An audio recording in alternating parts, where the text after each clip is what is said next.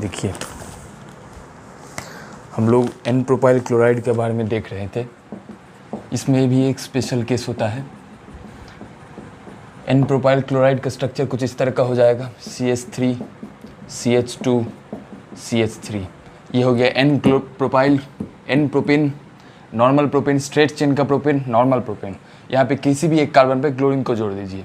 तो क्लोरीन का पोजीशन चूँकि यहाँ पे मेंशन नहीं है, तो क्लोरीन फर्स्ट पोजीशन पे जुड़ा रहेगा। तो क्लोरीन को इसके साथ जोड़ दिए है, तो क्लोरीन इस पोजीशन पे आ गया। तो ये स्ट्रक्चर बन गया है n propyl chloride. N propyl chloride बन गया है। इसका कन्फर्मेशन ड्रॉ करना है, तो बीच वाले 2 कार्बन आइटम को सिलेक्ट कीजिए।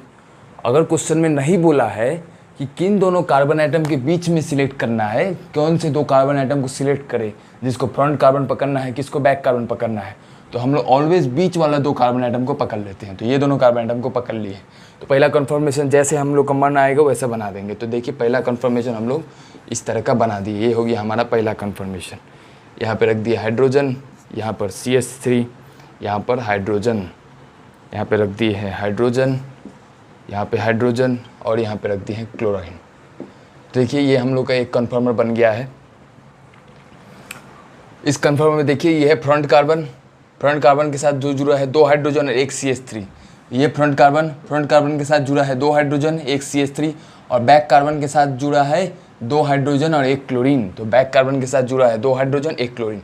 इसका नेक्स्ट कन्फर्मर बनाना है। 60 डिग्री रोटेट कर दीजिए। तो 60 डिग्री रोटेट कर देंगे तो इस तरह का बन जाएगा हम लोग का। यहाँ पे हाइड्रोजन बन जाएगा, यहाँ पे हाइड्रोजन बन जाएगा, यहाँ पे CH3 बन जाएगा, क्लोरीन यहाँ पे आ जाएगा, ये हाइड्रोजन यहाँ पे आ जाएगा। तो ये सब हम लोग देख चुके हैं। नया कन्फर्मर बनाने का तरीका, फिर से इसको 60 डिग्री रोटेट कर दीजिए। तो जैसा है वैसा बना देंगे। फ्रंट कार्बन का पोजीशन को हम लोग चेंज नहीं करते हैं।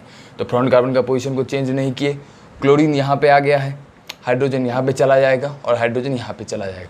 तो इस एन प्रोपाइल क्लोराइड का 3 कन्फर्मर बनता है। अब ये तीनों कन्फर्मर में हमको स्टेबिलिटी का ऑर्डर कंपेयर करना है। 3 के आगे जाएंगे तो रिपीट हो जाएगा। तो देखिए, ये है स्टैगर्ड कन्फर्मेशन, ये हो गया एक्लिप्स्ड, और ये हो गया स्टैगर्ड। तो रूल बोलता है कि इसको बोल दिए A, इसको बोल दिए B, और इसको बोल दिए C। चूंकि A और C स्टैगर्ड है, तो स्टैगर्ड का स्टेबिलिटी ऑलवेज एक्लिप्स से ज़्यादा होता है। तो सबसे कम स्टेबिलिटी हो जाएगा B का। अब हमको A और C में कंपेयर करना है। ये तो सबसे पहले पता लग गया कि B का स्टेबिलिटी सबसे कम। B का स्टेबिलिटी सबसे कम क्यों होगा? क्योंकि B एक्लिप्स्ड है। एक्लिप्स में रिपल्सन बहुत ज़्यादा होता है, इसलिए एक्लिप्स का स्टेबिलिटी सबसे कम। अब बचा 2 स्टैगर्ड, ये भी स्टैगर्ड, ये स्टैगर्ड।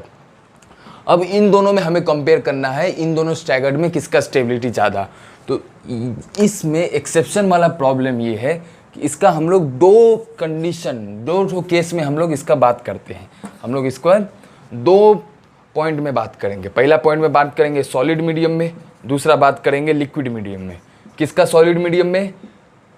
हम लोग जो सॉलिड का बात कर रहे हैं, यहाँ पर एन प्रोपाइल क्लोराइड का ही सॉलिड फॉर्म का बात कर रहे हैं। इस तरह से समझिए, हमारे पास एन प्रोपाइल क्लोराइड का ही मॉलिक्यूल है। ये एन प्रोपाइल क्लोराइड का मॉलिक्यूल, एन प्रोपाइल क्लोराइड का मॉलिक्यूल, एन प्रोपाइल क्लोराइड का मॉलिक्यूल, ये एन प्रोपाइल क्लोराइड का मॉलिक्यूल।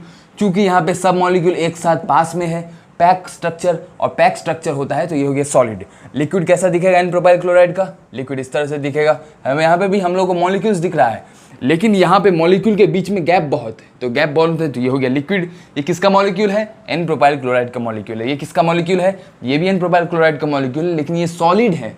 सॉलिड क्यों है? क्योंकि 2 मॉलिक्यूल के बीच में डिस्टेंस कम। अगर 2 मॉलिक्यूल के बीच में डिस्टेंस कम, तो इंटरमॉलिक्यूलर फोर्स ज़्यादा, और इंटरमॉलिक्यूलर फोर्स सॉलिड में ज़्यादा होता है। अब हमको ये चेक करना है, ये तो पता लग गया सॉलिड हो या लिक्विड हो, इस फॉर्म का स्टेबिलिटी सबसे कम होगा क्योंकि एक्लिप्स्ड फॉर्म है। लेकिन ये स्टैगर्ड में किसका स्टेबिलिटी ज़्यादा? सॉलिड फॉर्म में। और कौन होगा ज़्यादा स्टेबल? लिक्विड फॉर्म में। ये हमको कंपेयर करना है। तो सॉलिड फॉर्म में आ जाइए। अब लिक्विड फॉर्म में काम करेंगे, उससे पहले हमको देखना है डाइपोल मोमेंट। डाइपोल मोमेंट कैसे देखेंगे? यहाँ पे CH3 प्लस आई इफेक्ट लगाएगा। देखिए, CH3 एक प्लस आई इफेक्ट ग्रुप है, तो इस तरह से प्लस आई इफेक्ट लगाया। किधर लगाएगा प्लस आई इफेक्ट? अपने से ऊपर की तरफ प्लस आई इफेक्ट लगाएगा। तो CH3 का प्लस आई इफेक्ट ऊपर की तरफ, माने CH3 के कारण से जो बॉन्ड मोमेंट बनेगा वो भी इस डायरेक्शन में होगा। क्लोरीन माइनस आई इफेक्ट लगाएगा, तो इसका डाइपोल मोमेंट इस डायरेक्शन में। तो इस मॉलिक्यूल में हमको जो डाइपोल मोमेंट दिखा, दो डाइपोल मोमेंट दिखा, एक डाइपोल मोमेंट नीचे से ऊपर की तरफ जाते हुए, दूसरा डाइपोल मोमेंट भी नीचे से ऊपर की तरफ जाते हुए, माने दो डाइपोल मोमेंट वेक्टर होता है, दोनों वेक्टर सेम डायरेक्शन में जा रहा है, तो यहाँ पे डाइपोल मोमेंट ज़्यादा होगा इस मॉलिक्यूल में। इस मॉलिक्यूल में डाइपोल मोमेंट चेक कीजिए, यहाँ पर है CH3 के कारण से डाइपोल मोमेंट इस डायरेक्शन में, और क्लोराइड के कारण से डाइपोल मोमेंट, क्लोराइड यहाँ पर है तो इलेक्ट्रॉन को अपनी तरफ खींचेगा, तो इसके तरह डाइपोल मोमेंट इस डायरेक्शन में। तो डिफरेंस देखिए, इस मॉलिक्यूल में डाइपोल मोमेंट जब स्टैगर्ड का ये फॉर्म था, तो इस फॉर्म में डाइपोल मोमेंट कुछ एक डाइपोल मोमेंट ऐसा हुआ था, तो दूसरा डाइपोल मोमेंट इस तरह से हुआ था, तो दोनों डाइपोल मोमेंट सेम डायरेक्शन में जा रहा है। लेकिन इस मॉलिक्यूल में एक डाइपोल मोमेंट ऊपर तो दूसरा डाइपोल मोमेंट नीचा। खुद ही समझिए कि ये डाइपोल मोमेंट का वेक्टर का मैग्नीट्यूड ज़्यादा आएगा या इसका मैग्नीट्यूड ज़्यादा आएगा। ज़्यादा मैग्नीट्यूड इसका आएगा। इसका क्यों कम जाएगा? क्योंकि इसका एक कंपोनेंट ऊपर की तरफ जाएगा और ये इसका एक कंपोनेंट, देखिए एक वेक्टर ऊपर की तरफ, दूसरा वेक्टर नीचे की तरफ, तो इसका दो कंपोनेंट बनेगा। ये वेक्टर का दो कंपोनेंट बनेगा, एक कंपोनेंट इधर और दूसरा कंपोनेंट इधर। तो देखिए ये वाला ऊपर की तरफ गया और ये वेक्टर नीचे की तरफ गया, तो प्लस माइनस थोड़ा कट जाएगा। चूंकि ये वेक्टर का दो कंपोनेंट, एक नीचे की तरफ एक इधर, तो नीचे वाला कंपोनेंट इस ऊपर वाला कंपोनेंट को थोड़ा घटा देगा, माने यहाँ पे वेक्टर का सब्सट्रैक्शन होगा, लेकिन यहाँ पे वेक्टर का एडिशन होगा। तो वेक्टर का एडिशन होगा तो इसका डाइपोल मोमेंट ज़्यादा और इसका डाइपोल मोमेंट कम। अब समझिए, हमारे पास एक मॉलिक्यूल ए है, दूसरा मॉलिक्यूल बी है। डाइपोल मोमेंट का माने होता है, अगर मॉलिक्यूल में डाइपोल मोमेंट है तो मॉलिक्यूल में पार्शियल चार्जेस डेवलप करते हैं। मान लेते हैं इस मॉलिक्यूल में डाइपोल मोमेंट है, तो मॉलिक्यूल का राइट साइड में प्लस चार्ज डेवलप कर गया है और लेफ्ट साइड में माइनस चार्ज डेवलप कर गया है। क्यों? क्योंकि मॉलिक्यूल में डाइपोल मोमेंट है। जिस तरह से इस मॉलिक्यूल में डाइपोल मोमेंट है, इस मॉलिक्यूल में भी डाइपोल मोमेंट है, तो मॉलिक्यूल में नेगेटिव चार्ज डेवलप भी कर गया है, पॉजिटिव चार्ज भी कर गया है। डाइपोल का माने होता है दो पोल। दो पोल माने दो तरह का चार्ज, एक पॉजिटिव चार्ज एक नेगेटिव चार्ज। इस मॉलिक्यूल में भी डाइपोल मोमेंट, इस मॉलिक्यूल में भी डाइपोल मोमेंट, तो यहाँ भी पॉजिटिव नेगेटिव चार्ज डेवलप किया, यहाँ भी पॉजिटिव नेगेटिव चार्ज डेवलप किया। लेकिन इस मॉलिक्यूल में भी हमको डाइपोल मोमेंट दिखा, इस मॉलिक्यूल में भी डाइपोल मोमेंट दिखा। किसका ज़्यादा डाइपोल मोमेंट? इसका ज़्यादा डाइपोल मोमेंट, इसका डाइपोल मोमेंट कम। अब डाइपोल मोमेंट के कारण से क्या हो रहा है? चूंकि इस मॉलिक्यूल में भी डाइपोल मोमेंट है और इस मॉलिक्यूल में भी डाइपोल मोमेंट है, तो डाइपोल मोमेंट के कारण से इसका पॉजिटिव चार्ज इस नेगेटिव चार्ज को अट्रैक्ट करेगा। अगर मान लीजिए ये मॉलिक्यूल है, मॉलिक्यूल ए, दूसरा मॉलिक्यूल ले लेते हैं बी, इस मॉलिक्यूल में भी डाइपोल मोमेंट है, तो यहाँ भी पॉजिटिव चार्ज, यहाँ भी नेगेटिव चार्ज, यहाँ भी नेगेटिव चार्ज, यहाँ भी पॉजिटिव चार्ज। लेकिन डिफरेंस ये है कि मॉलिक्यूल बी जो लिए हैं हम लोग नीचे में, ये मॉलिक्यूल में डाइपोल मोमेंट कम है। देखिए इस मॉलिक्यूल में डाइपोल मोमेंट ज़्यादा है, इसमें डाइपोल मोमेंट कम है। इसमें ज़्यादा डाइपोल मोमेंट है तो यहाँ पे चार्जेस भी ज़्यादा हैं। देखिए प्लस चार्ज 4 ठो, नेगेटिव चार्ज 4 ठो। लेकिन बी में डाइपोल मोमेंट चूँकि कम है तो यहाँ पे चार्ज कम दिख रहा है। जिसमें ज़्यादा डाइपोल मोमेंट उसमें ज़्यादा चार्ज, तो यहाँ पे ज़्यादा चार्ज क्योंकि इसका ज़्यादा डाइपोल मोमेंट। अब खुद समझिए, ये दोनों मॉलिक्यूल में ये ऊपर वाला मॉलिक्यूल एक दूसरे को ज़्यादा अट्रैक्ट करेगा या नीचे वाला मॉलिक्यूल एक दूसरे को ज़्यादा अट्रैक्ट करेगा? तो ऊपर वाला मॉलिक्यूल एक दूसरे को ज़्यादा अट्रैक्ट करेगा, इसलिए क्योंकि यहाँ पे ज़्यादा चार्ज है, ज़्यादा प्लस चार्ज है, तो ज़्यादा प्लस चार्ज नेगेटिव चार्ज को ज़्यादा अट्रैक्ट करेगा। यहाँ पे प्लस चार्ज नेगेटिव चार्ज को अट्रैक्ट करेगा, लेकिन यहाँ पे चूंकि चार्जेस कम है तो यहाँ पे अट्रैक्शन कम हो पाएगा। ये दो मॉलिक्यूल एक दूसरे को खींचेंगे अपने तरफ, खींचने के कारण से एक मॉलिक्यूल पास आ जाएगा, दूसरा मॉलिक्यूल भी पास आ जाएगा। लेकिन अभी भी मॉलिक्यूल के बीच में डिस्टेंस बना हुआ है, लेकिन चूंकि यहाँ पे चार्ज बहुत ज़्यादा है तो बहुत ज़्यादा खींचा जाएगा, और बहुत ज़्यादा खींचने के कारण से दोनों मॉलिक्यूल आके एक दूसरे के साथ टच कर जाएंगे।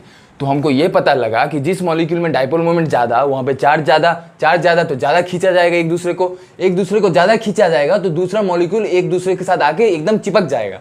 लेकिन इसमें चूंकि डाइपोल मोमेंट कम है तो ज़्यादा नहीं खींच पाएगा, तो थोड़ा पास तो आएगा लेकिन टच नहीं हो पाएगा।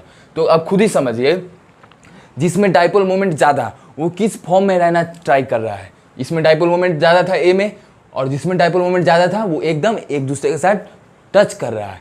तो टच किस में करता है? सॉलिड फॉर्म में कोई मॉलिक्यूल सॉलिड फॉर्म में होता है तब अपने आप को टच करता है, या लिक्विड फॉर्म में ज़्यादा टच करता है? तो कोई मॉलिक्यूल सॉलिड फॉर्म में होता है तब एक दूसरे को टच करता है, क्योंकि सॉलिड फॉर्म में फोर्स इंटरमॉलिक्यूलर फोर्स ज़्यादा होता है। तो इंटरमॉलिक्यूलर फोर्स किस में ज़्यादा होगा? जिसमें डाइपोल मोमेंट ज़्यादा होगा। डाइपोल मोमेंट ज़्यादा तो ज़्यादा चार्ज तो ज़्यादा इंटरमॉलिक्यूलर फोर्स। तो हमको ये पता लगा कि जिस मॉलिक्यूल का डाइपोल मोमेंट ज़्यादा उस मॉलिक्यूल का इंटरमॉलिक्यूलर फोर्स भी ज़्यादा, और जिस मॉलिक्यूल का डाइपोल मोमेंट कम उसका इंटरमॉलिक्यूलर फोर्स कम। अब जिसका डायपोल मोमेंट ज़्यादा उसका इंटरमॉलिक्यूलर फोर्स ज़्यादा, तो इंटरमॉलिक्यूलर फोर्स ज़्यादा होने के कारण से वो एक सब मॉलिक्यूल एक दूसरे के बहुत करीब आके एकदम टच हो जाएंगे। जैसे सॉलिड में एक मॉलिक्यूल एक दूसरे के साथ टच होता है उस तरह से टच हो जाएगा। लेकिन जिसमें डायपोल मोमेंट कम है उसमें ये मॉलिक्यूल पास तो आएंगे लेकिन टच नहीं हो पाएंगे। तो टच किस में हो पा रहे हैं मॉलिक्यूल? सॉलिड में हो पा रहे हैं, लेकिन लिक्विड में मॉलिक्यूल टच नहीं हो पा रहे हैं। चूंकि मॉलिक्यूल सॉलिड में एक दूसरे के साथ टच हो पा रहे हैं तो हमको ये पता लगा कि जिसका डायपोल मोमेंट ज़्यादा वो किस फॉर्म में रहने का टेंडेंसी शो कर रहा है। जिसका डायपोल मोमेंट ज़्यादा वो एक दूसरे के साथ पास आने का टेंडेंसी शो कर रहा है। एक दूसरे के साथ पास आएगा तो एकदम टच कर जाएगा, और टच कर जाएगा तो वो सॉलिड फॉर्म को प्रायोरिटी दे रहा है। मैंने ये पता लगा जिसका डायपोल मोमेंट ज़्यादा वो सॉलिड फॉर्म में रहने का ट्राई कर रहा है, क्योंकि वो एक दूसरे के साथ पास आके टच होने का ट्राई कर रहा है। और जब भी पास होके एक साथ पास होकर टच कर जाएगा तो सॉलिड फॉर्म बन जाएगा। मैंने जिसका डायपोल मोमेंट ज़्यादा वो सॉलिड फॉर्म में रहने का ट्राई करेगा, जिसका डायपोल मोमेंट कम वो लिक्विड फॉर्म में रहने का ट्राई करेगा। तो जो सॉलिड फॉर्म में रहने का ट्राई करेगा, क्यों सॉलिड फॉर्म में रहने का ट्राई करेगा? क्योंकि डायपोल मोमेंट ज़्यादा। लेकिन अगर कोई सॉलिड फॉर्म में रहने का ट्राई कर रहा है तो जरूर इसलिए ट्राई कर रहा है क्योंकि वो सॉलिड फॉर्म में ज़्यादा स्टेबल है।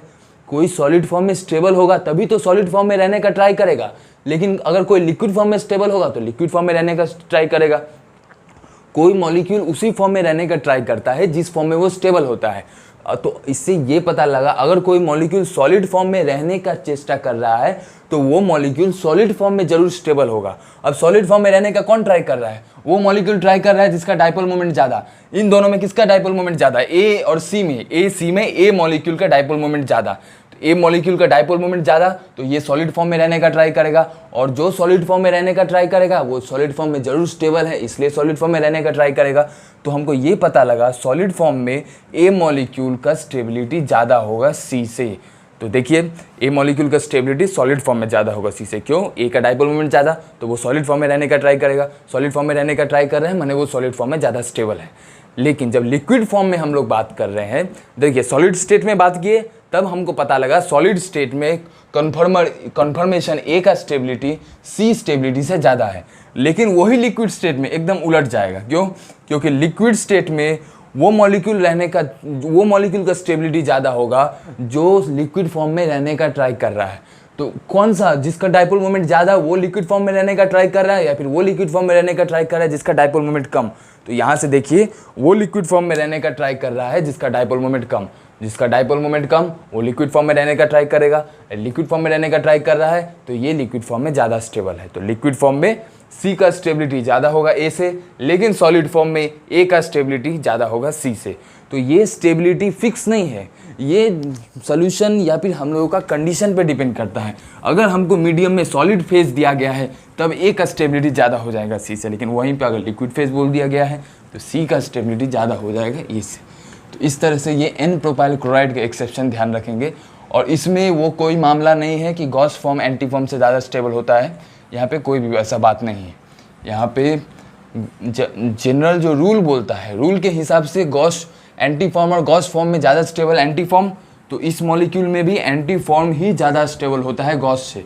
तो एंटी गॉस को लेके एक्सेप्शन नहीं है यहाँ पे। एक्सेप्शन सॉलिड और लिक्विड फेज में दो स्टैगर्ड फॉर्म का स्टेबिलिटी इंटरचेंज हो जाता है। तो ये बात हमको ध्यान में देना है इसमें।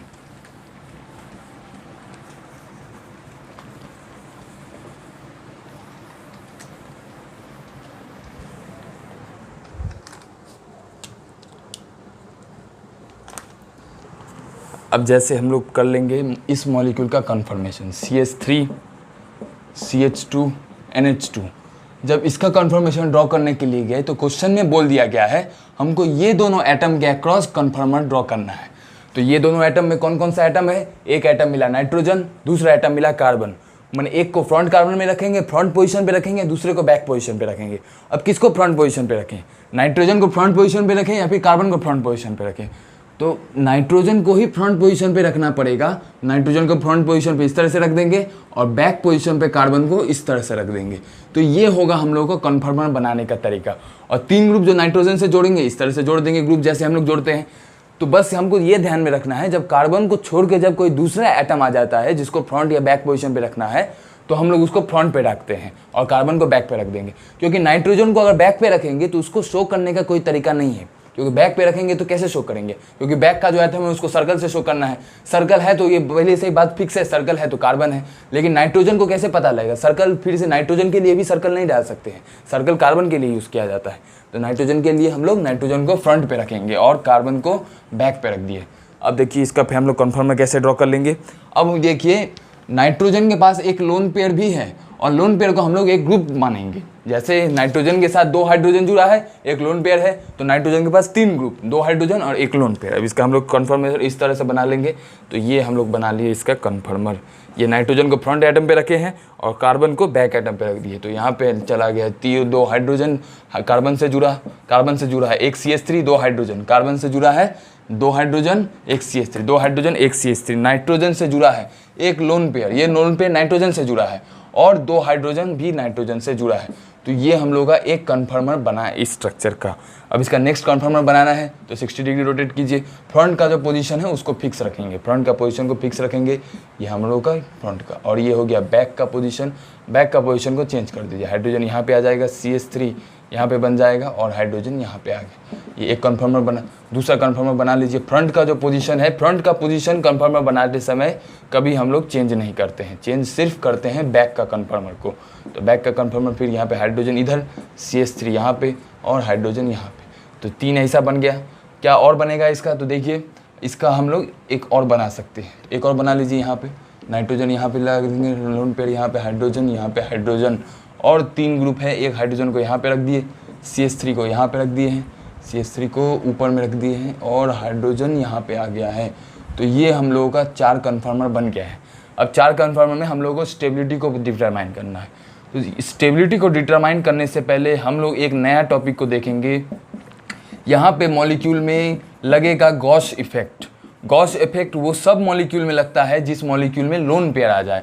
जब हमको लोन पेयर की मदद से स्टेबिलिटी को कन्फर्म करना पड़े तब हम लोग को गॉस इफेक्ट लगाया जाता है। ध्यान दीजिएगा, ये वाला मॉलिक्यूल का कन्फर्मेशन और इससे पहले वाला मॉलिक्यूल का कन्फर्मेशन जेईई एडवांस्ड लेवल के लिए है, नीट के लिए ये टॉपिक नहीं है। नीट में नहीं पूछा जाता है गॉस इफेक्ट। नीट में बस इथिलीन ग्लाइकॉल का पूछा जाता है जिसमें गॉस फॉर्म का स्टेबिलिटी एंटी फॉर्म से ज़्यादा होता है और गॉस इफेक्ट का गॉस फॉर्म से कोई मतलब नहीं है। गॉस इफेक्ट का सीधा माने है कि अगर कोई लोन पेयर है तो लोन पेयर अपना गॉस पोजीशन पर रिपल्शन को नहीं लगाता है। तो लोन पेयर के गॉस पोजीशन पे अगर कोई ग्रुप हो, लोन पेयर के गॉस पोजीशन पे कोई ग्रुप हो तो वो ग्रुप के कारण से रिपल्शन नहीं लगता है। माने any group present at the gauche position to the lone pair, if any group is present to the Gauss position of the lone pair, then the lone pair does not apply its repulsion to that group if the group is present at the Gauss position of lone pair। अब lone pair के Gauss position रहने का माने क्या है? Lone pair के Gauss position पे रहने का मीनिंग है, गॉस पोजीशन माने सीधा 60 डिग्री एंगल। अगर सीधा 60 डिग्री एंगल बना रहा है तो गॉस पोजीशन बोलेंगे। जैसे यहाँ पे है लोन पेयर और लोन पेयर के 60 डिग्री एंगल पे कोई ग्रुप है जेड, तो ये जेड को बोलेंगे ये लोन पेयर का गॉस पोजीशन पर है, ये 60 डिग्री एंगल बना रहा है। लोन पेयर के इधर 60 डिग्री एंगल बना रहा है कोई ग्रुप है वाई, तो बोलेंगे ये वाई लोन पेयर के गॉस पोजीशन पर है। और गॉस पोजीशन पे अगर लोन पेयर का कोई ग्रुप रहता है तो लोन पेयर इस जगह से इस पोजीशन पे कोई भी रिपल्शन नहीं लगाता है, यहाँ भी कोई रिपल्शन नहीं लगाएगा। तो रिपल्शन लगाने से पहले हमको गॉस पोजीशन पहचानना है। जैसे इस मॉलिक्यूल में गॉस पोजीशन पहचानिए, लोन पेयर के 60 डिग्री, तो लोन पेयर के राइट साइड में भी 60 डिग्री, लेफ्ट साइड में भी 60 डिग्री, तो लोन पेयर के गॉस पोजीशन पर है हाइड्रोजन, लोन पेयर के गॉस पोजीशन पर है हाइड्रोजन। लोन पेयर के 60 डिग्री, लोन पेयर के 60 डिग्री कुछ ऐसा पोजीशन आएगा, लोन पेयर के 60 डिग्री कुछ ऐसा पोजीशन आएगा, तो यहाँ पे कोई भी ग्रुप नहीं है, तो यहाँ पे कोई गॉस इफेक्ट नहीं लगेगा। लोन पेयर के 60 डिग्री, लोन पेयर के 60 डिग्री ये हाइड्रोजन और लेफ्ट साइड में लोन पेयर के 60 डिग्री ये methyl, hydrogen methyl lone pair के गॉस पोजीशन पर है। अब देखिए लोन पेयर के कारण से रिपल्शन गॉस पोजीशन को छोड़ के दूसरे पोजीशन पे लगता है लेकिन गॉस पोजीशन पे नहीं लगता है। जैसे यहाँ पे ये दोनों गॉस पोजीशन पर है तो लोन पेयर के कारण से लोन पेयर CH3 में कोई रिपल्शन नहीं होगा, लोन पेयर हाइड्रोजन में भी कोई रिपल्शन नहीं होगा। उसी प्रकार यहाँ पे लोन पेयर हाइड्रोजन में रिपल्शन नहीं होगा, लोन पेयर हाइड्रोजन में रिपल्शन नहीं होगा। तो किसमें रिपल्शन होगा? लोन पेयर हाइड्रोजन में रिपल्शन नहीं हो रहा है तो क्या हुआ? मिथाइल और हाइड्रोजन में तो रिपल्शन होगा, मिथाइल हाइड्रोजन में रिपल्शन होगा, तो मिथाइल हाइड्रोजन का रिपल्शन दिखा। यहाँ पे किसका रिपल्शन दिख रहा है? यहाँ पे मिथाइल हाइड्रोजन का एक रिपल्शन दिखा। तो अब पता करेंगे हम लोग स्टेबिलिटी, इसको मान लिए हैं A, इसको मान लिए हैं B, इसको मान लिए हैं C। बी हम लोगों का एक्लिप्स फॉर्म है और ए और सी स्टैगर्ड फॉर्म है। तो हम रूल बोलता है ऑलवेज एक्लिप्स फॉर्म का स्टेबिलिटी स्टैगर्ड फॉर्म से कम होगा, तो बी का स्टेबिलिटी सबसे कम। अब ये भी स्टैगर्ड, इन दोनों में कंपेयर करना है। क्या रूल यूज करेंगे? लोन पेयर के कारण से हाइड्रोजन पे रिपल्सन, लोन पेयर के कारण से हाइड्रोजन पे रिपल्सन नहीं होगा। क्यों नहीं होगा? क्योंकि लोन पेयर हाइड्रोजन 60 डिग्री पे, तो मैंने हाइड्रोजन लोन पेयर के गॉस पोजीशन पे, और गॉस इफेक्ट के हिसाब से लोन पेयर के गॉस पोजीशन पे कोई ग्रुप रहे तो उस पोजीशन पे रिपल्सन नहीं लगता है। तो लोन पेयर के कारण से हाइड्रोजन पे कोई रिपल्सन नहीं लगेगा। लेकिन यहाँ पे किसका रिपल्सन लग रहा है? CH3 हाइड्रोजन का रिपल्सन, 2 हाइड्रोजन लग रहा है, 2 CH3 हाइड्रोजन पेयर का रिपल्सन लग रहा है। लेकिन इस मॉलिक्यूल में लोन पेयर के कारण से हाइड्रोजन पर भी कोई रिपल्सन नहीं है और लोन पेयर के कारण से CH3 पर भी कोई रिपल्सन नहीं है। तो यहाँ पे किसका रिपल्सन लग रहा है? देखिए यहाँ पे CH3 हाइड्रोजन का एक रिपल्सन लगेगा। लोन पेयर के 60 डिग्री पे ये हाइड्रोजन और CH3, अगर लोन पेयर के 60 डिग्री पर है ये दो ग्रुप, तो 60 डिग्री माने गॉस पोजीशन, और गॉस पोजीशन पे कोई रिपल्सन नहीं लगता है। तो यहाँ भी रिपल्सन नहीं लग रहा है, यहाँ भी रिपल्सन नहीं लग रहा है। तो इन दोनों का लोन पेयर के कारण से रिपल्सन नहीं लग रहा है, लेकिन हाइड्रोजन का CH3 के कारण से जो रिपल्सन लगेगा, तो यहाँ पर हाइड्रोजन का CH3 का एक रिपल्सन लग रहा है, लेकिन यहाँ पे हाइड्रोजन CH3 का 2 रिपल्सन लग रहा है। तो यहाँ पे ज़्यादा रिपल्सन, यहाँ पे ज़्यादा रिपल्सन, तो ए का स्टेबिलिटी कम होगा और सी का स्टेबिलिटी ज़्यादा होगा। तो ये हमको इस मॉलिक्यूल में गॉस इफेक्ट के बारे में हम लोग जानकारी मिला कि अगर कोई ग्रुप लोन पेयर के 60 डिग्री पे होता है, माने कोई ग्रुप गॉस पोजिशन पे होता है, तो गॉस पोजिशन पे ग्रुप अपना रिपल्सन शो नहीं कर पाता है। तो इस तरह से हम लोग स्टेबिलिटी को गॉस इफेक्ट की मदद से भी बता सकते हैं।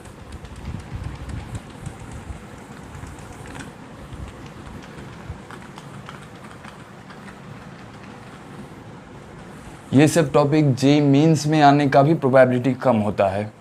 ये सब मेनली जेईई एडवांस्ड के लिए पूछा जाता है। ये सब टॉपिक जनरली हमें तब करना चाहिए जब हमें बेसिक अच्छा से क्लियर हो गया हो, तब हम लोग ये एडवांस टॉपिक्स कर सकते हैं।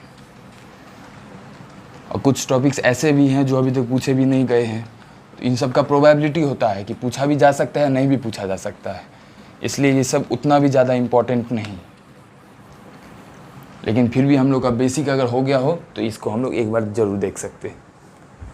देखिए हम लोग एक और एग्जांपल करेंगे जिसमें गॉस इफेक्ट का फिर से हमें यूज़ करना है। जैसे हम लोग को ये मॉलिक्यूल दे दिया है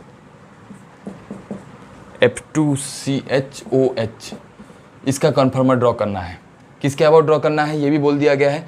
कार्बन और ऑक्सीजन के अबाउट ड्रॉ करना है, कार्बन ऑक्सीजन के अबाउट ड्रॉ करना है। अब ऑक्सीजन है तो ऑक्सीजन के पास 2 लोन पेयर होगा। हमें पता होता है जब ऑक्सीजन न्यूट्रल होता है तो ऑक्सीजन के पास 2 लोन पेयर होता है। अब इसका कन्फर्मर ड्रॉ कर दीजिए। ऑक्सीजन को फ्रंट पे डालेंगे, हम लोग रूल जानते हैं।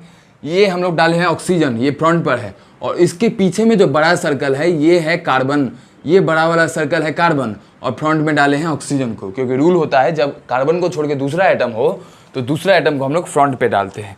अब ऑक्सीजन के साथ जुड़ा है 2 लोन पेयर, तो 2 लोन पेयर को इस तरह से जोड़ दीजिए, और ऑक्सीजन के साथ जुड़ा है 1 हाइड्रोजन, तो 1 हाइड्रोजन को इस तरह से जोड़ दिए हैं। उसके बाद फ्रंट बैक कार्बन पे 2 फ्लोरीन और 1 हाइड्रोजन, तो 2 फ्लोरीन को जोड़ दीजिए, 1 फ्लोरीन इधर, 1 फ्लोरीन इधर और 1 हाइड्रोजन इधर। तो देखिए ये जो पहला कन्फर्मर बनाए हैं ये हम लोग का मर्जी है। आप लोन पेयर को यहाँ भी रख सकते थे, लोन पेयर को यहाँ भी रख सकते, लोन पेयर को यहाँ भी रख सकते थे, यहाँ भी रख सकते थे, इसमें कोई डिफरेंस नहीं है। फ्लोरीन को यहाँ भी रख सकते थे, हाइड्रोजन को यहाँ भी रख सकते थे। ये हम लोग पहला वाला जैसा मर्जी आए वैसा बना सकते हैं। बस उसके बाद जो हम बनाएंगे उसके बाद हमको ये देखना है कि रिपीट ना हो जाए। रिपीट नहीं होने के लिए बस हमको ध्यान में रखना है कि रिपीट नहीं हो जाए। उसके बाद हम लोग नया नया कन्फर्मर बनाते चलेंगे। तो ये हमें याद करके नहीं रखना है कि जब इसका कन्फर्मेशन दिया जाएगा तो पहला यही बनाना है। दूसरा वाला जो बनेगा वो भी पहला बन सकता था, पहला कुछ भी बन सकता है। अब देखिए इसका दूसरा वाला बनाएंगे तो 60 डिग्री रोटेट कर दीजिए, तो फ्रंट कार्बन पे जो है उसको फिक्स रखिए। तो फ्रंट कार्बन पे हम लोग फिक्स रखे हैं, यहाँ पे 1 हाइड्रोजन रख दिए। अब ये है हमारा बैक कार्बन, बैक कार्बन का फ्लोरीन यहाँ पे बन जाएगा, ये हाइड्रोजन यहाँ पे आ जाएगा, और ये हमारा फ्लोरीन यहाँ पे चला जाएगा। तो फ्लोरीन यहाँ पे चला गया, हाइड्रोजन यहाँ पे बन गया है, और फ्लोरीन हाइड्रोजन यहाँ पे आ गया। अब उसके बाद दूसरा कन्फर्मर बना लीजिए। तो ये ऑक्सीजन, ऑक्सीजन के साथ 1 लोन पेयर, दूसरा लोन पेयर ऑक्सीजन के साथ, ऑक्सीजन के साथ 1 हाइड्रोजन, और ये बैक कार्बन, बैक कार्बन का फ्लोरीन यहाँ पे आ जाएगा, ये हाइड्रोजन यहाँ पे बन जाएगा, और फ्लोरीन यहाँ पर आ जाएगा। तो फ्लोरीन आ गया है यहाँ पर। इसका और एक कन्फर्मर ड्रॉ कर लीजिए। ऑक्सीजन है, यहाँ पे 1 लोन पेयर, यहाँ पर भी दूसरा लोन पेयर, और हाइड्रोजन यहाँ पर, और बैक कार्बन को पीछे में रोटेट कर दीजिए। तो हाइड्रोजन यहाँ पे आ जाएगा, फ्लोरीन यहाँ पे आ जाएगा, और फ्लोरीन यहाँ पे आ जाएगा। तो इस तरह से हमने 4 कन्फर्मर ड्रॉ किया है। इससे ज़्यादा करने का दरकार नहीं है। यहाँ पे हमें जो मेन चीज़ देखना है वो चेक कर लेना है। देखिए स्टेबिलिटी कंपेयर करना है, तो ये है स्टैगर्ड फॉर्म, ये एक्लिप्स फॉर्म, ये स्टैगर्ड फॉर्म, ये एक्लिप्स फॉर्म। तो इसको बोल देते हैं ए, ये बी, ये सी, ये डी। तो रूल बोलता है, ऑलवेज रूल है, एक्लिप्स का स्टेबिलिटी ऑलवेज कम होगा। तो बी और डी का स्टेबिलिटी ऑलवेज कम होगा ए और सी से। तो ये हम लोग का स्टेबिलिटी का अभी तक मिला। अब ए सी में कंपेयर करना है, बी डी में कंपेयर करना है। पहले ए सी में बी और डी में कंपेयर कर लीजिए। तो बी डी में क्या है, अब यहाँ पे जब लोन पेयर का बात कर रहे हैं तो लोन पेयर में हम लोग का आ जाएगा गॉस इफेक्ट। गॉस इफेक्ट को यहाँ पर भी निकालेंगे क्योंकि लोन पेयर के साथ काम करना है, तो गॉस इफेक्ट को भी ध्यान में रखना है। गॉस इफेक्ट कब लगता है, जब लोन पेयर के 60 डिग्री पे कोई ग्रुप हो। ये लोन पेयर का 60 डिग्री, लोन पेयर का 60 डिग्री, यहाँ पे कोई भी ग्रुप नहीं है। तो यहाँ पे इस लोन पेयर के कारण से गॉस इफेक्ट नहीं है। इस लोन पेयर के कारण से देखिए, इस लोन पेयर का 60 डिग्री ये पोजीशन, इस लोन पेयर का 60 डिग्री ये पोजीशन, तो ये भी 60 डिग्री, ये भी 60 डिग्री। 60 डिग्री पे जब कोई ग्रुप ही नहीं है, माने गॉस पोजीशन पे कोई ग्रुप ही नहीं है, गॉस पोजीशन पे कोई ग्रुप ही नहीं है, तो यहाँ पे लोन पेयर का गॉस इफेक्ट नहीं लगेगा। यहाँ पे क्या 60 डिग्री पे कोई ग्रुप है, तो देखिए लोन पेयर का 60 डिग्री पे ये ग्रुप है, लोन पेयर का 60 डिग्री पे ये ग्रुप है। ये लोन पेयर यहाँ पे, ये लोन पेयर का 60 डिग्री पे देखिए, ये लोन पेयर का 60 डिग्री पे हमको 2 ग्रुप दिखा। ये लोन पेयर का 60 डिग्री पे ये ग्रुप, लोन पेयर का 60 डिग्री पे ये ग्रुप। तो यहाँ पे ये दोनों ग्रुप के कारण से गॉस इफेक्ट लगेगा। तो गॉस इफेक्ट इसमें लगा है, इसमें गॉस इफेक्ट नहीं लगा। इसमें क्या गॉस इफेक्ट लगेगा, तो ये लोन पेयर का 60 डिग्री, ये लोन पेयर का 60 डिग्री, ये लोन पेयर का 60 डिग्री और ये लोन पेयर का 60 डिग्री। तो यहाँ भी गॉस इफेक्ट लग रहा है, यहाँ पे गॉस इफेक्ट नहीं लगा, यहाँ पे गॉस इफेक्ट लग रहा है और यहाँ भी गॉस इफेक्ट नहीं लगेगा क्योंकि 60 डिग्री पोजीशन, ये लोन पेयर का ये 60 डिग्री, ये 60 डिग्री, ये 60 डिग्री, ये 60 डिग्री, 60 डिग्री में कोई ग्रुप ही नहीं है, तो यहाँ पे गॉस इफेक्ट नहीं लगा। इस तरह से हमने पहले पता कर लिया किसमें गॉस इफेक्ट लगेगा, किसमें नहीं लगेगा। अब हमको कंपेयर करना है बी और डी में। तो बी में गॉस इफेक्ट लग रहा है, नहीं लग रहा है। डी में गॉस इफेक्ट लग रहा है, देखिए ए, ये बी, ये सी और ये डी। तो डी में गॉस इफेक्ट नहीं लग रहा है, बी में भी गॉस इफेक्ट नहीं लग रहा है। तो अब गॉस इफेक्ट नहीं लग रहा है तो गॉस इफेक्ट के बारे में कुछ नहीं सोचना है। अब जनरल जो रिपल्सन होता है उस रिपल्सन के बारे में सोचिए। यहाँ पे किसका रिपल्सन होगा, लोन पेयर और फ्लोरीन में रिपल्सन होगा। लोन पेयर फ्लोरीन में देखिए, लोन पेयर रिपल्सन करता है, लेकिन अगर गॉस पोजीशन पे कोई ग्रुप हो तब गॉस पोजीशन पे रिपल्सन नहीं करता है। लेकिन गॉस पोजीशन को छोड़ के अगर कोई दूसरा पोजीशन हो तब जरूर रिपल्सन करता है लोन पेयर। तो गॉस इफेक्ट बस यही बोलता है कि गॉस पोजीशन को छोड़ दीजिए, क्योंकि गॉस पोजीशन पे रिपल्सन नहीं होगा। लेकिन गॉस पोजीशन को छोड़ के अगर कोई दूसरा पोजीशन है तो वहाँ पे रिपल्सन होता है लोन पेयर के कारण से। क्योंकि यहाँ पे लोन पेयर के जस्ट पीछे में फ्लोरीन, तो लोन पेयर फ्लोरीन बहुत पास, तो यहाँ पे बहुत अच्छा रिपल्सन होगा, बहुत ज़्यादा रिपल्सन होगा। तो यहाँ पे रिपल्सन हो रहा है लोन पेयर फ्लोरीन का। लेकिन कितना लोन पेयर फ्लोरीन का रिपल्सन, एक लोन पेयर फ्लोरीन का रिपल्सन। यहाँ पे लोन पेयर हाइड्रोजन का रिपल्सन और हाइड्रोजन फ्लोरीन का रिपल्सन। तो हाइड्रोजन फ्लोरीन का रिपल्सन खुद समझिए। फ्लोरीन एक थोड़ा सा बल्कि ग्रुप, हाइड्रोजन के रिस्पेक्ट में बल्कि है। तो यहाँ पे देखिए कौन कौन सा ग्रुप के साथ काम करना है, यहाँ पे लोन पेयर के साथ काम कर रहे हैं, हाइड्रोजन के साथ काम कर रहे हैं, फ्लोरीन के साथ काम कर रहे हैं। सबसे ज़्यादा रिपल्सन का डोमिनेंस किसका होगा, लोन पेयर का रिपल्सन सबसे ज़्यादा डोमिनेट करेगा। उसके बाद डोमिनेट कौन करेगा, जो ज़्यादा बड़ा ग्रुप वो ज़्यादा डोमिनेट करेगा। तो लोन पेयर के बाद फ्लोरीन डोमिनेट करेगा। तो हमको लोन पेयर और फ्लोरीन का रिपल्सन को चेक करना है। हाइड्रोजन फ्लोरीन का रिपल्सन बहुत कम होगा क्योंकि हाइड्रोजन छोटा है, छोटा का बड़ा ग्रुप के साथ रिपल्सन बहुत कम होता है। तो यहाँ पे हाइड्रोजन फ्लोरीन का रिपल्सन बहुत कम। लोन पेयर हाइड्रोजन का भी रिपल्सन नेग्लिजिबल, क्योंकि हाइड्रोजन खुद छोटा है तो छोटा में रिपल्सन नहीं होता है। लेकिन यहाँ पे लोन पेयर फ्लोरीन में रिपल्सन होगा। तो यहाँ पे एक लोन पेयर फ्लोरीन का रिपल्सन, लेकिन यहाँ पे एक लोन पेयर फ्लोरीन का रिपल्सन, दूसरा लोन पेयर फ्लोरीन का रिपल्सन। तो यहाँ पे दो लोन पेयर फ्लोरीन का रिपल्सन। तो डी मॉलिक्यूल में, ये डी मॉलिक्यूल में 2 लोन पेयर फ्लोरीन का रिपल्सन हो रहा है, एक नीचे एक ऊपर। लेकिन यहाँ पे एक लोन पेयर फ्लोरीन का रिपल्सन। तो यहाँ पे डी में ज़्यादा रिपल्सन, डी में ज़्यादा रिपल्सन, तो डी का स्टेबिलिटी कम। ए सी में कंपेयर कीजिए, क्या देखेंगे यहाँ पर लोन पेयर फ्लोरीन के जस्ट पीछे में नहीं है। यहाँ पे देखिए गॉस इफेक्ट लग रहा है, यहाँ भी गॉस इफेक्ट लग रहा है। तो ये लोन पेयर के कारण से फ्लोरीन का रिपल्सन नहीं होगा, क्योंकि लोन पेयर फ्लोरीन के गॉस पोजीशन पर है, फ्लोरीन लोन पेयर के गॉस पोजीशन पर है, हाइड्रोजन भी लोन पेयर के गॉस पोजीशन पर है। तो यहाँ भी लोन पेयर हाइड्रोजन रिपल्सन नहीं होगा, लोन पेयर हाइड्रोजन में रिपल्सन नहीं होगा, लोन पेयर फ्लोरीन में रिपल्सन नहीं होगा। तो यहाँ पे किसका रिपल्सन होगा, देखिए ये रिपल्सन नहीं हुआ, ये भी नहीं हुआ, क्योंकि सब गॉस इफेक्ट लग रहा है, गॉस इफेक्ट गॉस पोजीशन पर है। ये हाइड्रोजन इस लोन पेयर का 60 डिग्री पे गॉस पोजीशन पे गॉस इफेक्ट लगता है, इसके हिसाब से लोन पेयर का रिपल्सन नहीं होता है। तो यहाँ भी रिपल्सन नहीं है, यहाँ भी गॉस इफेक्ट, यहाँ भी गॉस इफेक्ट, यहाँ भी गॉस इफेक्ट। तो गॉस इफेक्ट कहाँ पे नहीं है, यहाँ पे नहीं है गॉस इफेक्ट, यहाँ पे नहीं है। तो यहाँ पे रिपल्सन लगेगा, किसका रिपल्सन होगा, हाइड्रोजन फ्लोरीन का 60 डिग्री एंगल पे। खुद समझिए हाइड्रोजन फ्लोरीन का बहुत कम रिपल्सन होता है, और वो भी कम रिपल्सन, पहले से ही तो रिपल्सन कम है, साथ में साथ एंगल ज़्यादा कर दिए हैं 60 डिग्री। एंगल बढ़ाते हुए और एंगल जब बढ़ा दिए हैं तो रिपल्सन और घट जाएगा। तो फिर भी हमको चेक करना है, कंपेयर करना है। तो यहाँ पे एक हाइड्रोजन फ्लोरीन का रिपल्सन, दूसरा हाइड्रोजन फ्लोरीन का रिपल्सन। सी में यहाँ पे इसका गॉस इफेक्ट लगेगा, गॉस इफेक्ट लगेगा, गॉस इफेक्ट लगेगा और यहाँ पर भी गॉस इफेक्ट लग जाएगा। तो यहाँ पे किसका रिपल्सन होगा खुद देखिए, यहाँ पे हमको दिख गया है, यहाँ पे देखिए, यहाँ पे एक हाइड्रोजन का रिपल्सन जो एकदम नेग्लिजिबल, तो इस और हाइड्रोजन फ्लोरीन का रिपल्सन। तो यहाँ पे एक हाइड्रोजन का रिपल्सन, हाइड्रोजन फ्लोरीन का रिपल्सन। लेकिन यहाँ पे हाइड्रोजन फ्लोरीन का रिपल्सन, हाइड्रोजन फ्लोरीन का रिपल्सन, दोनों नेग्लिजिबल। लेकिन फिर भी जब कंपेयर करना है तो खुद देखिए, हाइड्रोजन फ्लोरीन का रिपल्सन, हाइड्रोजन फ्लोरीन का रिपल्सन। यहाँ पे हाइड्रोजन फ्लोरीन, चूंकि फ्लोरीन बड़ा ग्रुप है तो बड़ा ग्रुप के साथ दो रिपल्सन, लेकिन यहाँ पे बड़ा ग्रुप के साथ सिर्फ एक रिपल्सन, हाइड्रोजन छोटा ग्रुप, तो इसका रिपल्सन नेग्लिजिबल। तो यहाँ पे कम रिपल्सन, यहाँ पे ज़्यादा रिपल्सन। तो यहाँ पे ज़्यादा रिपल्सन तो होना चाहिए था, ज़्यादा रिपल्सन के कारण से ए का स्टेबिलिटी कम होना चाहिए था और सी का स्टेबिलिटी ज़्यादा होना चाहिए था। माने हम लोग जब रूल को मानते हैं तो इसका स्टेबिलिटी ज़्यादा होना चाहिए, इसका स्टेबिलिटी कम होना चाहिए। लेकिन एक्सेप्शन यहाँ पर ये आता है कि यहाँ पे रिपल्सन ही नहीं हो पाता है।